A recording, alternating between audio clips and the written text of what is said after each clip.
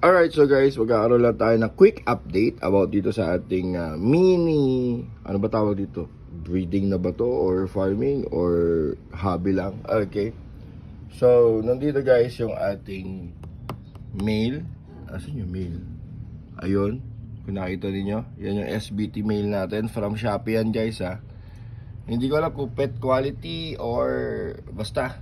Okay? Basta ang importante, meron tayong starter. Ayun yung male natin. Nag-iisa siya dyan. Kumbaga parang ano na rin yan, grooming tank. Okay? So, ito yung female natin na una. Nag-drop siya ng October 4. Okay, so tingnan natin. Solo lang siya dyan sa tab na yan. Kumbaga yan yung ano niya. Parang quarantine na pahingahan. Ganyan. Nag-drop siya ng siyam o 8 yata. Okay. So, andito siya. Asan na? Ayun, sa ilalim. Okay.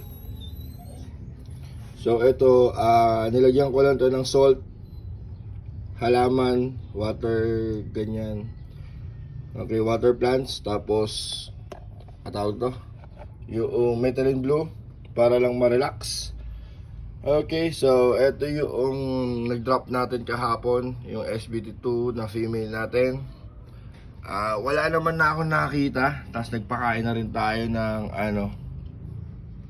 So makikita ninyo, malaki diferensya, sexy na siya ulit. Okay. Nag-drop siya ng 18 yata or 20, basta ganun. Tapos eto na, yung mga anak niya.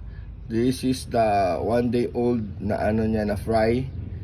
Madami yan. Nasa 18 niya yata yan. Okay, yung iba nandun sa halaman. Yan yung 1 day old natin. Kagabi lang na i-drop yan. Tapos nilipat na rin natin kagad. Okay, so yan. Madami yan. Kita nyo. Yan. Nagpakain na rin tayo dito ng egg yolk na tinunaw sa kanilang ano, sa tubig nila. Ayan sila. Okay, so eto guys, yung 3 day old kahapon to pero ngayon syempre 4 day old na yan. Ito yung first batch natin na 8 SBT. Ito yung nanay niyan, October 4 niya din wrap. Na nung nakita ko sobrang dami nang nakadrop pala. Okay.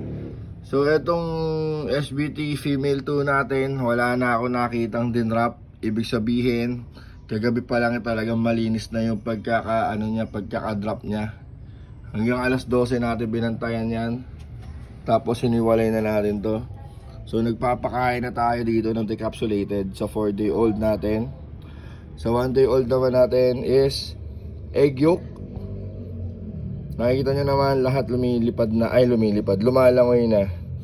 So yun lang guys yung update natin dito sa ating mini guppy farming na ba tawag dito, hobby or what. Ayan, tapos meron tayong mga halaman dyan na tinanim natin. So lang yan, buhangin na regular. Yung nakikita S1, mga ganun. Nilinis lang, tapos yan, nilagay natin dyan.